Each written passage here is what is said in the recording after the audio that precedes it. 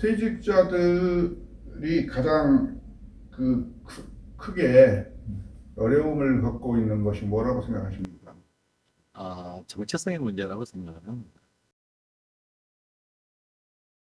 그러니까 기존에는 보통 사람들이 가지고 있는 정체성이라는 게 나는 뭐 어느 회사에 소속돼 있습니다. 어느 조직에 속해 있고 거기에서 난 직급은 뭐고 그러니까 물론 이제 자기를 나타내는 게 뭐 주민등록번호도 있죠. 국적도 있죠.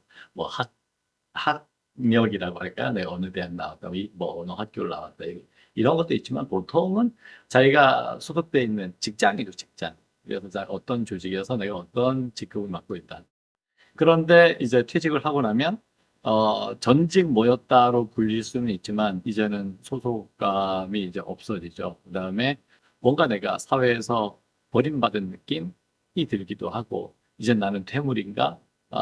이제는 더 이상 활동하지 않게 되는 부분에서 뭔가 상실감을 많이 느끼시게 되죠. 그럴 때 진짜 중요한 게 나는 누구지? 내가 지금 살아가고 있는 이 삶은 나에게 어떤 의미가 있는 거지? 그게 결국은 이제 기초는 나는 누군가라고 하는 정체성을 새롭게 확립해야 되는데, 그걸 알려주는 데가 잘 없는 것 같아요. 그래서 그걸 확립하는 게 제일 중요하다고 생각이 됩니다. 그럼 그 퇴직자들 또는 퇴직 예정자들이 그런 두려움을 해소하는 방법들은 무엇이 있죠? 무엇보다 중요한 것은, 사실은 이게 퇴직하시기 전에 준비가 돼야 되는 거거든요. 그래서 사실 아주 젊을 때부터 준비가 돼야 되는데, 제가 기업체 교육을 나가보면, 자기 인생 플랜이 회사에 있는 동안까지만 설립되는 게 너무 많더라고요. 그러니까 회사 퇴사한 다음, 그러니까 내가 은퇴한 다음에 미래에 대한 설계는 거의 제가 잘 못 들어봤어요. 회사에서 뭘 하고 싶고 내가 이 회사에 뼈를 묻겠고 막 이런 얘기는 들어봤는데 그 다음에는 생각이 없더라고요. 분명히 퇴직을 할 텐데 그 이후에 내 삶 전체에 대한 비전과 미션이 있어야 된다.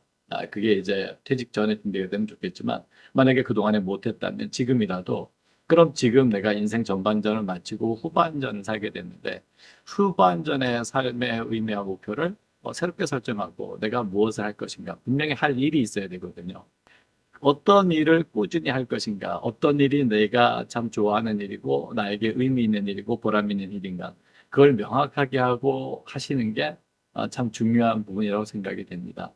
그래서 다시 말씀드리면 그러니까 내가 누군가라고 명확하게 알아야, 그리고 내 삶의 의미가 뭔가를 알아야 내가 이런 일을 하는 것이 의미가 있다고 판단이 될 거고, 그 방향으로 일을 하면서 보람을 찾아갈 수가 있겠죠.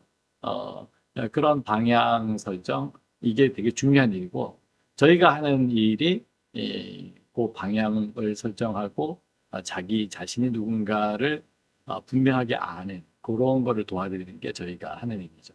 컨설팅을 받아서 경제적인 좌표를 정하고 경제적인 활동은 어떻게 밸런스를 맞춰갈 것인지에 관한 부분도 설명해 주신다면.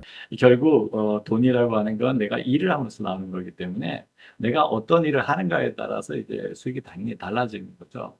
근데 우리가 이만큼의 돈이 필요하다고 하는 게 과연 그게 필요한 건가? 그러니까 무엇을 위해서 이것을 쓰는 거지? 이런 어, 비용을 지불하는 데 있어도 돈을 쓰는 데 있어서도 철학이 있어야 되거든요. 그러니까 어떤 것을 가치 있게 생각하느냐에 따라 어떤 사람은 자동차가 꼭 있어야 되는 분이 있고요. 어떤 분은 차 팔아버리고 내 건강을 위해서 또 걷는 게 낫다. 이렇게 하시는 분들도 있는 거거든요. 생활 필수품이라고 그러는데 그 생활 필수품이 뭐냐? 어디까지가 생활 필수품이냐? 그건 다 정하기 나름이거든요.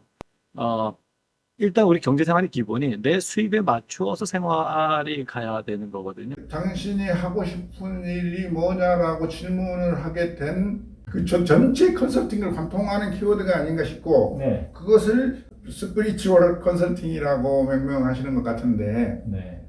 왜 자기가 하고 싶은 일을 해야 되는지. 그렇죠. 그러니까 왜냐하면은 내 삶이니까. 나의 삶이니까 왜 그런 얘기 흔히 많이 하죠. 그러니까 내 삶을 누가 대신 살아줄 수 없다라고 하는데 글쎄요, 저희 아버님 말씀을 드리면 좀 이해가 될까요? 제 아버님은 40년 동안 그 산림조합 장으로 이렇게 일을 해오셨고 지난주에 돌아가셨어요. 근데 아버지의 모습을 보면서 아버지는 당신께서 하고 싶어 하는 일을 하셨다고 생각이 들어요. 그렇게 하셨는데도 참 많은 사람들에게 뭔가 도움을 주려고 참 노력 많이 하셨고, 뭐 장난감이나 또 우리 친척들에게도 뭔가 베푸는 것도 참 많이 하셨어요. 근데 나중에 보니까 되게 소무하게 느끼시는 게 많대요. 그렇게 성의를 들이고 노력을 하고 내가 뭐 베풀고 나름대로 했다고 생각했는데 그거에 대해서 뭐 꼭 인사받자고 한 건 아니지만 내가 노력을 기울인 걸 위해서 사람들이 고맙다고 느끼거나 이런 것도 없고 제가 노력한 거에 대해서 보람을 잘 못 느끼시는 경우가 있더라고요. 아버님처럼 그래도 자기가 좋아서 하는 일을 하신 분조차도 그걸 느낀단 말이죠. 그런데 내 삶이 아니라 누구를 위해서 부모님을 위해서 부모님이 이거 하라 그러시니까 그걸 하겠다. 또 아내가 원하니까 그걸 하겠다. 그렇게 가지고는 진짜 행복한 삶을 살까요? 근데 이기적으로 나만 행복하자고 하는 게 아니거든요. 어, 아내가 원하는 걸 하면은 아내가 행복할 수 있을지 모르지만 내가 행복하지 않을 수 있잖아요. 만약에 아내를 행복해 주는 게 나도 행복하다. 그렇다면 그건 내가 원하는 거니까 맞아요. 그런데 내가 행복하지 않은 상태로 아내를 행복하게 해주거나 부모님을 행복하게 해드리는 거는 전 한계가 있다고 봅니다. 내가 즐겁지 않거든요. 근데 내가 정말 즐거운 일을 할 때, 근데 그 일이 잘 돼요. 어, 요거는 좀 추가적으로 드린 말씀이 될 수 있는데, 우리는 내가 좋아하는 일만 해가지고 되겠느냐라고 생각하시는데, 그건 굉장히 제한된 생각이고요. 내가 진짜 좋아하는 일을 하면요. 그리고 그 즐거움의 기운이 또 다른 즐거움의 요소들을 불러옵니다. 그래가지고, 그와 관련된 어떤 사람들을 만나게 하거나 어떤 사업의 기회를 만나게 하거나 이렇게 돼요. 그래서 그게 계속 확장되면서 더 많은 수익을 낼 수 있고 더 좋은 결과를 낼 수가 있거든요. 그런데 자꾸 다른 사람에게 맞추면서 하다 보면은 점점 그게 스트레스가 되고 내가 원하지 않는 불편함을 자꾸만 일으키게 된다는 거죠. 그럼 내 인생도 즐겁지가 않고 결국에는 다른 사람을 위해서 한 것 같지만 다른 사람도 행복하게 해주지 못해요. 모두에게 불행해집니다. 그렇기 때문에 내가 진짜 원하는 것이 이기적인 개념에서가 아니라 내가 즐겁게 함으로써 내가 더 많은 풍요로움을 불러들이고 그 다음에 다른 사람들도 즐겁게 해줄 수 있는 더 확장되는 방향으로 할 수 있거든요. 그게 마음의 법칙인데 그거를 이해하신다면 그러면 그리고 실제로 많은 성공 서적이나 마음의 법칙을 다루고 있는 책들에서 똑같이 얘기를 합니다. 부라고 하는 건 제한되어 있는 게 아니에요. 내가 그것에 대해서 믿음을 가지고 그다음에 그 즐겁게 성취해 나가는 그 과정에서 충분한 부가 얻어질 수 있거든요. 그것들을 아신다면 그건 좀 설명이 필요하네요. 그런데 그것만 아시게 된다면 내가 좋아하는 일을 하는 게 절대 이기적인 것이 아니고 오히려 나중에는 더 많은 사람들에게 정말 도움을 주는 일이 된다는 걸 아시게 될 겁니다. 자기가 하고 싶은 일을 해야 그 상대방도 파트너도 행복하다고 하는 것을 설득시키기가 보통 쉬운 일이 아니거든요. 처음에 쉽지 않을 수 있습니다. 그 부분을 빨리 설득시킬수록 네, 빨리 자기가 하고 싶은 일을 출발할 수 있는데 네. 어떻게 설득을 해야 될까요? 그게 그러니까 평소에 얼마만큼 서로 깊은 공감대가 형성되어 있느냐에 따라 다르겠죠.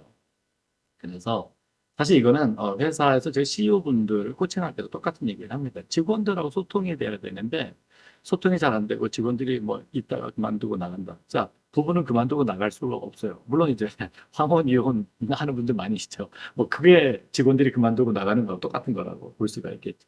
그만큼 뭐냐면 우리가 가족이라는 느낌, 우리가 그 한 가족으로서 한 배를 타고 같이 간다라는 공감대가 없는 거거든요. 그러니까 먼저는 상대방의 얘기를 좀 들어야 되는 거예요. 상대방이 어떻게 생각하고 있는지 충분히 들어주고 내가 자꾸 상대방에 맞추려고 그러는 게 아니고 솔직해져야 되는 거예요. 서로가 솔직해져야 돼요. 그래서 서로 솔직한 바탕에서 어떻게 하면은 행복하게 살 수 있을까?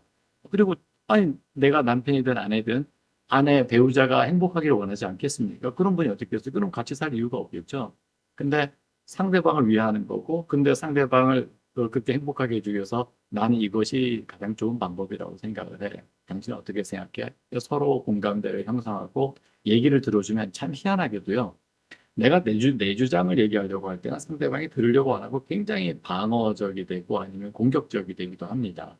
근데 내가 진심으로 상대방의 얘기를 다 들어주려고 하고 끝까지 들어주세요. 제가 이거는 아주 경청의 기본 원칙이지만 예를 들어 상대방이 2시간을 얘기하고 싶은데 내가 1시간 50분만 들어주면 그거는 안 들어준 정도가 아니고 안 들어준만 또 못합니다. 그럼 하지 마셔야 돼요.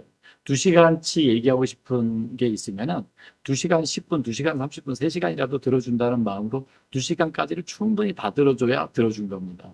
근데 희한하게도 그걸 다 들어주면 상대방은 내 얘기를 3시간을 들어줍니다. 그러니까 그런 마음의 법칙을 일단은 이해를 하셔야 되고 그래서 서로 공감대가 형성이 되고 내가 이렇게 해서 이렇게 해줄게 확신을 갖고 얘기를 해줘야 됩니다. 돈 벌어주겠다는 배우자를 절대로 반대하지 않습니다. 돈 많이 벌어오겠다는데 그리고 나 이렇게 하면 된다라는 그러니까 결국은 이 세상은요 생각이 강한 사람이 생각이 약한 사람을 끌고 가는 세상입니다. 그게 정치라고 얘기를 하죠. 그러니까 목소리 큰 놈이 이긴다는 말이 어떤 면에서는 맞아요. 왜냐하면 목소리 큰 사람은 확신이 있는 사람이니까.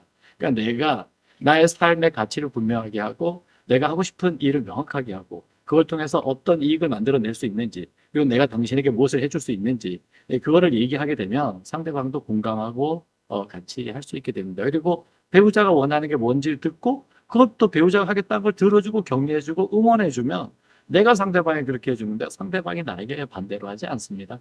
그러니까 그것을 서로 충분한 대화를 통해서 내 소신을 얘기한다면 충분히 저는 설득할 수 있다고 생각하고 같이 마음을 맞출 수 있다고 생각합니다.